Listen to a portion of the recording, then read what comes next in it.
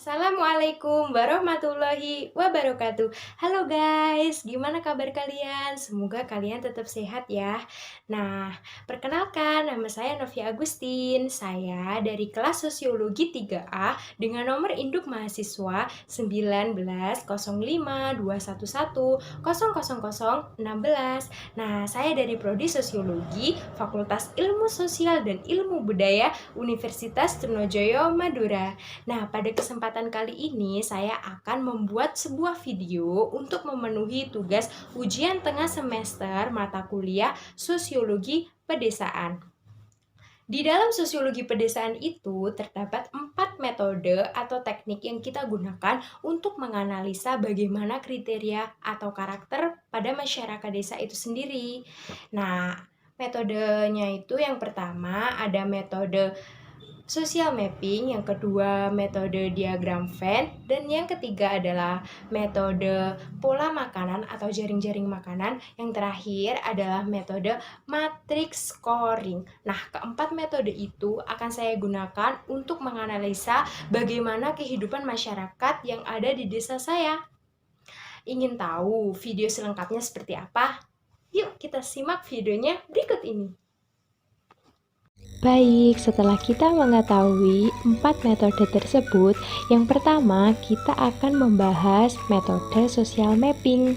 Alamat tempat tinggal saya berada di Jalan Raya Babadan nomor 171, Dusun Babadan, Desa Tenggerlor, RT 2, RW 2, Kecamatan Kunjang, Kabupaten Kediri. Di dalam menganalisis metode social mapping, di sini saya telah melakukan observasi maupun wawancara kepada salah satu pengurus desa, yaitu Bapak Komar. Beliau berusia 45 tahun dan menjabat sebagai sekretaris desa. Berikut adalah penjelasannya guys. Apa sih metode social mapping?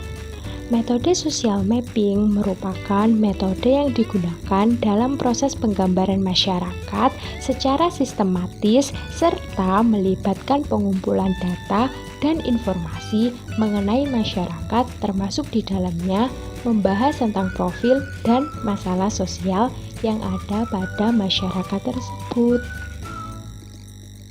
Untuk dapat mengkaji metode social mapping ini, kita dapat melihat sebuah peta monografi yang ada di desa loh. Berdasarkan peta monografi desa, peta monografi tersebut dapat dijadikan sebagai acuan dalam menggambarkan wilayah Kelurahan Tenggerlor. Peta ini menggambarkan wilayah Kelurahan Tenggerlor.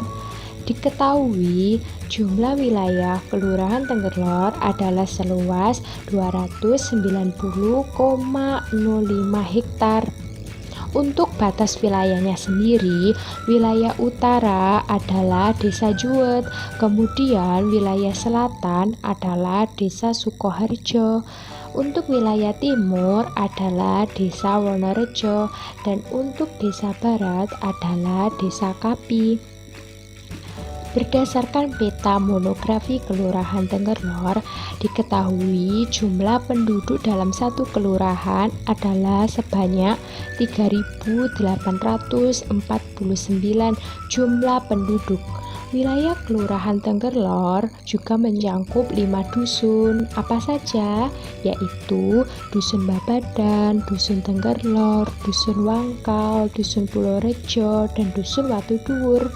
Masing-masing dusun memiliki jumlah RT dan RW yang berbeda-beda. Berdasarkan social mapping tersebut, diketahui bahwa mayoritas masyarakat di Kelurahan Tenggerlor adalah bermata pencaharian sebagai petani loh, karena dilihat dari lahan persawahan yang luas, di mana di Kelurahan Tenggerlor juga terdapat sebuah industri, yaitu industri makanan ternak dan juga peternakan. Nah, tak hanya itu saja, dengan adanya berbagai industri tersebut, masyarakat juga bermata pencarian sebagai peternak ayam maupun sapi loh. dalam pembangunan sarana dan prasarana desa seperti jalan, pos pelayanan kesehatan desa, sekolah, kantor balai desa, dan tempat ibadah juga dapat kita jumpai di sini. Tak hanya itu saja, di desa Kelurahan Tengerlor, kita juga dapat menemukan cagar budaya Watu Dakon sebagai peninggalan nenek moyang loh guys, serta terdapat suatu sentra UMKM tepatnya terletak di Dusun Watu Dhuwur. Untuk pola interaksi masyarakat sangat mengedepankan bagaimana rasa kekeluargaan dan juga rasa kepedulian yang tinggi.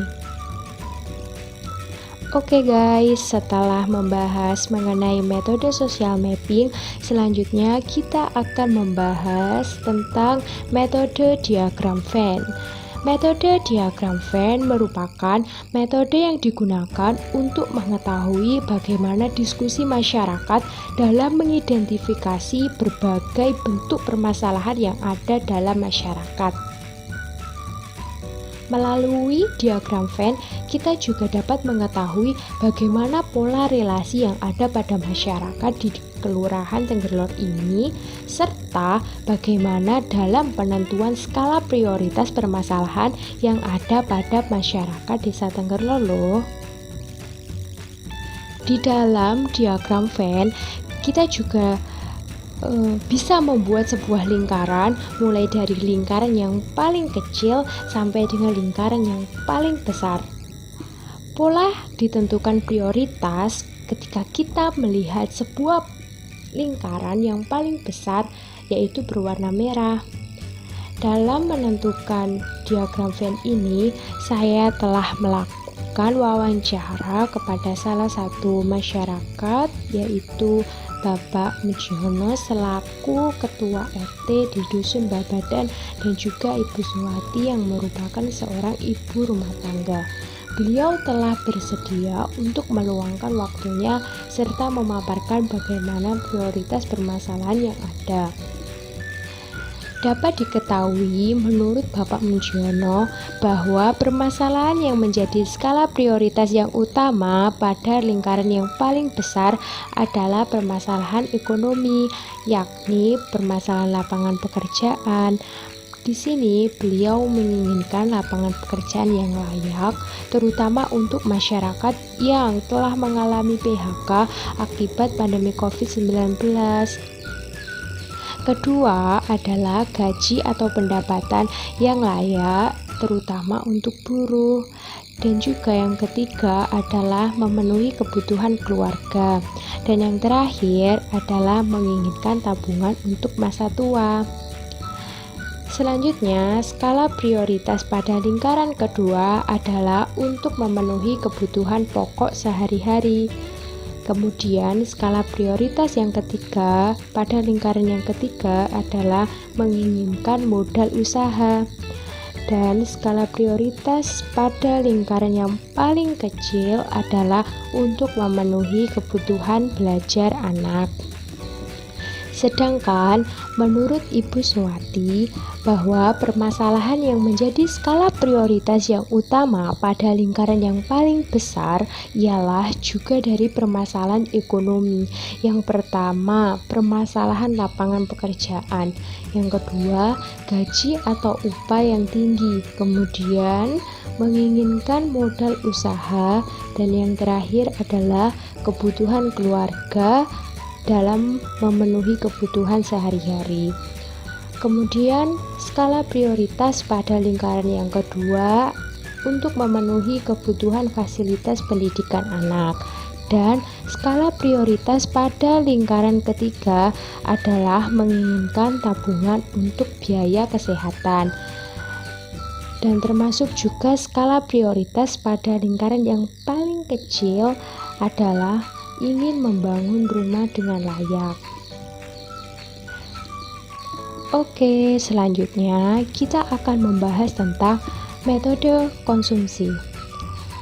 Metode pola konsumsi merupakan metode yang digunakan untuk mengetahui bagaimana bentuk konsumsi pada masyarakat.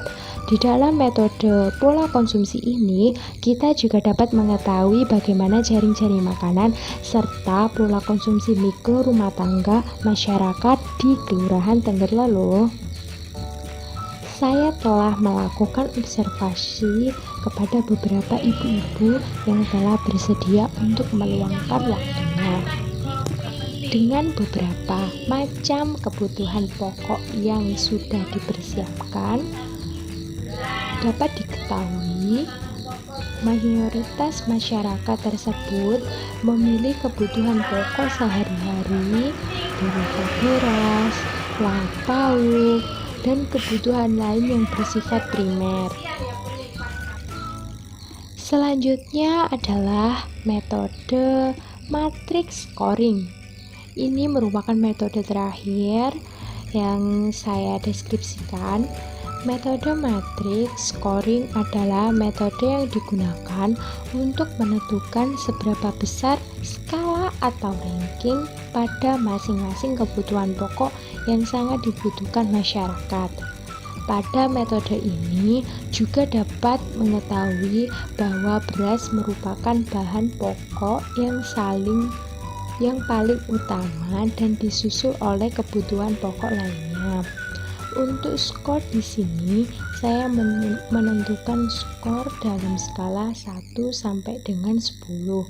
Sekian pemaparan dari saya tentang keempat metode tersebut. Bila ada kurang lebihnya, saya mohon maaf.